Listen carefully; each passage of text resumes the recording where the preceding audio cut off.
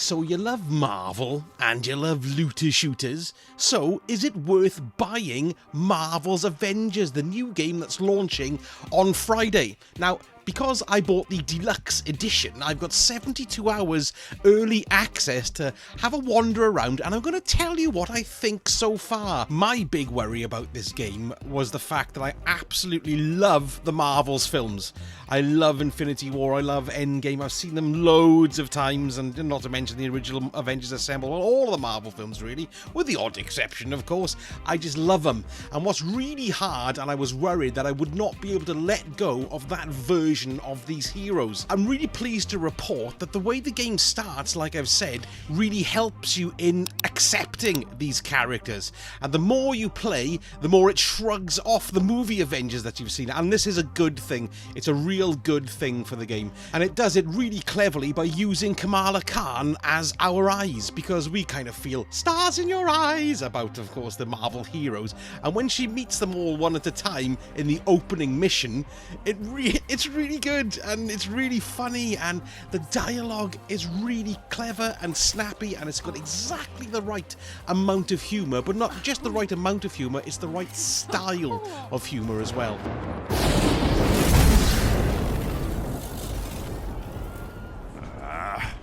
What atrocity is this?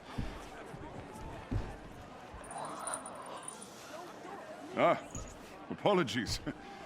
You're very small and hard to see. And this is where this game, I think, has really scored really well. It's managed to retain the feel and the sensibility of these massive movies, but it also starts to make it its own. Something I didn't think it would be able to pull off. I thought I'd be constantly going, I wish it was the people from the films, but I'm not. I'm really enjoying it. It's one of those rare things where a game is putting character and story up front, which immediately, being a massive film fan and a massive film buff, it immediately appealed to me.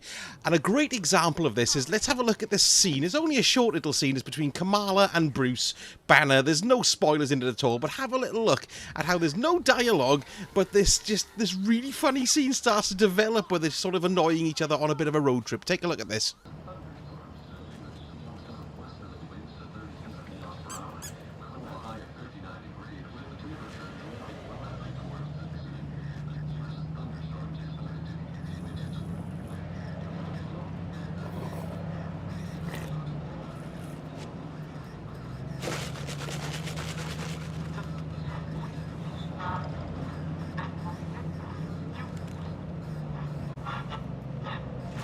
Can't let you see what music is playing because of a copyright strike.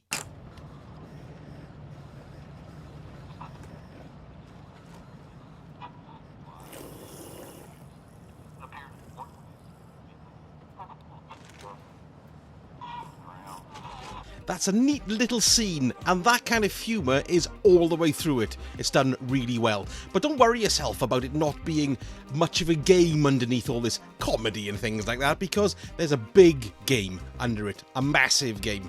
As for campaign length, I'm used to, I love Destiny, I play Destiny loads, but let's all be honest, the Destiny initial campaign missions, even though they're great fun, they're very, very short, and they always leave you feeling like, oh, I wanted a bit more from it, you know. It's just the rest of the game does supply that, and it's wonderful, but I haven't got that feeling with this. After playing for about 4 hours, I was 9% into the campaign mission. And not only is there the campaign itself, but there's missions for each individual character. You've got one for Iron Man, you've got one for Hulk, and there's in fact one for all 6 of them.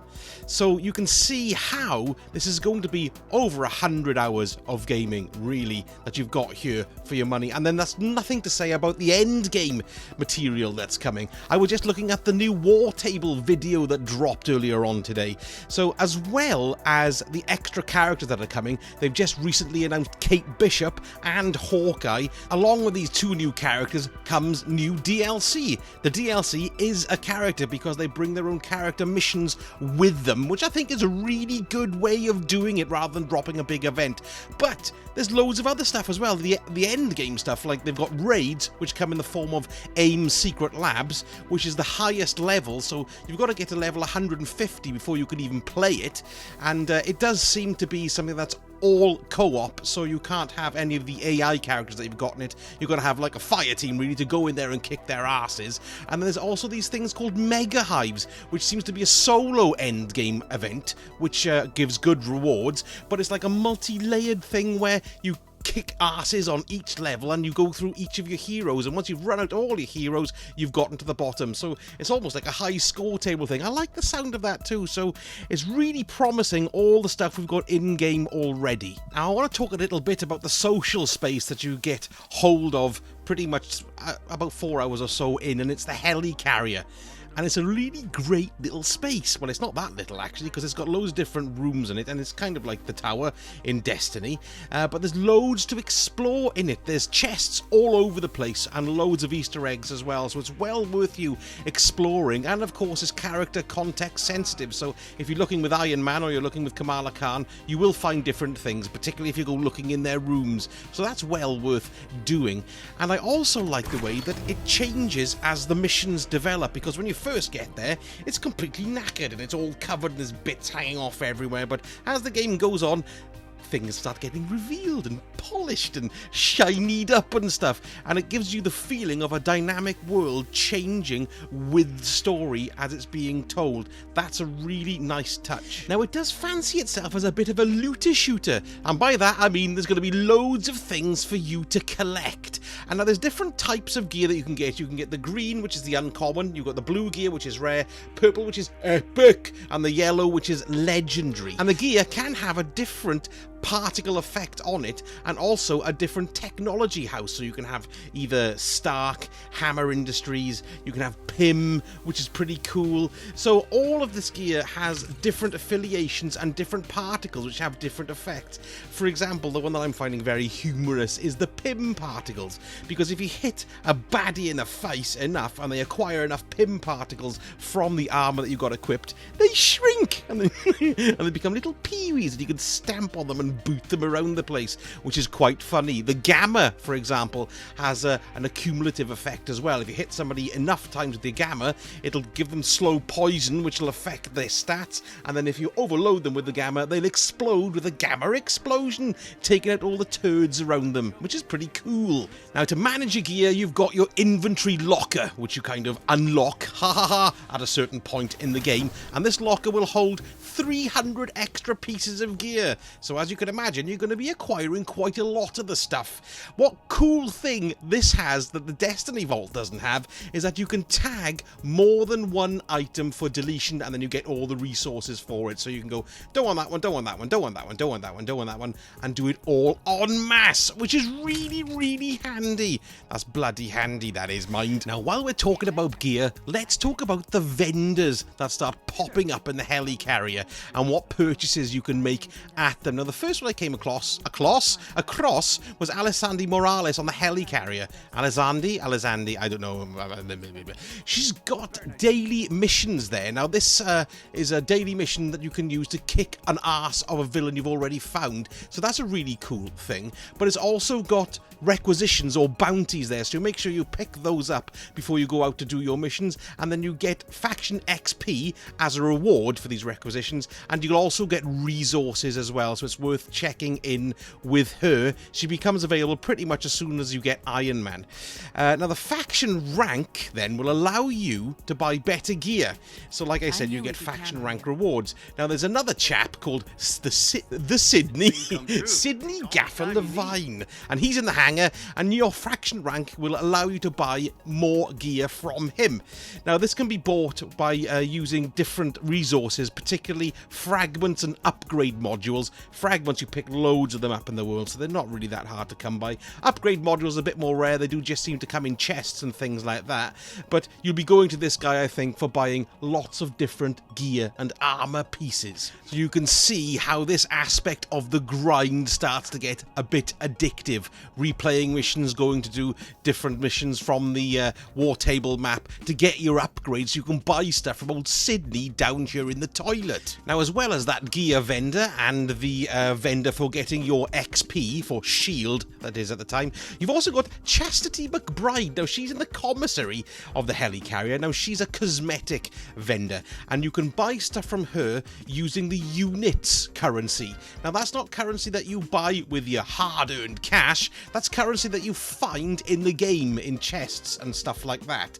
So, things vary in cost. For a nameplate, it'll cost you 500 units, but for a complete suit, it can cost you up to 7,000 for a legendary suit. So you can see that's quite a grind to get all that stuff together. Another thing I don't particularly like about this vendor at the moment is that you can't preview any of the stuff that it's showing, and the icons don't look, they almost look more like stand-in icons, you know, placeholder icons, but I'm sure that's something that will change as the game goes on. But at least they're earnable, you know, through normal play. You don't have to pay for them. So that's a good thing. It gives you the opportunity to do that. Next, I want to talk about the skills tree. Good God, it's huge. I was amazed. Because in the beta, you just got the one screen. But in this one, there's so many more. Like, for example, in Iron Man's case in the beta, you could upgrade the repulsors, the lasers, and the rockets. That's on the first screen. And you do that with the skill points. And you get a skill point every time you go up a level. But beyond that screen, you've also got a speciality tab and then a mastery tab. And they give shed loads of options for you to kind of tailor your fight style to how you want to play that character. And this, I think, is where the game scores really well too, because the gameplay is great. And when you first initially have your character, you're just kind of getting used to the combos, you're kind of getting used to how the camera moves and identifying enemies and things like that. But as you get going into the game and you start unlocking more of these skills trees, I mean, I haven't even touched the mastery or the speciality tree yet. I'm just upgrading my front screen, and it adds loads of variables and variations into how you play the game. And then not only is that on that one character, every other character's skill tree is different and it's unique. So there's loads and loads of play and legs, let's say, in how the game is going to play. I'm having great fun playing it. The way it feels when you hit things is really satisfying. And the flight of Iron Man is great fun, and I love the aerial kicks from Kamala Khan. I love the way your hands get bigger and slam things. I don't want to give too much away about all the stuff that you're going to get. Hulk is pretty good. I haven't played him very much yet, and of course I haven't gotten Thor or Captain America or anything like that yet, but I think it's great, and I think you'll really enjoy playing it too. But remember, it's third person, it's not first person, so it is a different style of play. But it's something that really suits this type of game, and it's refreshing to get out from behind the eyes and see the action all around you. And it's more cinematic too in that way, because you're a camera in essence moving around, and it does really lend itself to that massive spectacle of the Marvel films too. Sorry, I didn't mean to bring them up again, but of course they're inextricably linked, aren't they? One thing that caused a bit of a kerfuffle recently was the character challenge cards that you get. There's basically an individual battle pass that you can get for each individual character. Can I say individual enough? Yes, I think I can. So you've got one for Thor, one for Iron Man, and all that kind of thing. Now what that does is gives you a nice sort of set of cosmetics to unlock, full suits and things like that. Now this battle pass costs you 1,000 credits. Now 1,000 credits is about 10 quid, thereabouts, $10, £10, somewhere in that region. Now I don't know whether or not you think that's a value for money, but if you look at the challenge card itself, not only does it give you the cosmetic rewards, the suits and the like, but it also rewards you credits. So if you look here at the tree, if you add up all the credits that you earn, by the time you've gotten to the end of the pass, you've earned back the money that you've spent on that challenge card, and then you can use those credits to go and buy another challenge card and then max that one out. That does lend itself to playing one character at a time, but it's probably worth doing that, because not only do you master that, then you've also got all the other characters to look forward to. But I'm not telling you how to play the game, you play it how you like. But I think it's a good idea, because let's face it, after the initial burst of purchase, the game is going to need to be sustained, and the initial 60 quid or 50 quid or whatever we all paid, whatever version you got, is going to sustain it for about a year, let's say, but it's not going to sustain it much longer than that. So they have to have some kind of method whereby the game can pay for itself, and they didn't want to do it and say you've got to buy this, otherwise you can't go any further. You've got to buy this or you can't do this mission. They don't do that. They give you all the characters, they give you all the missions, and all you've got to do is buy them a new pair of trousers if you want to.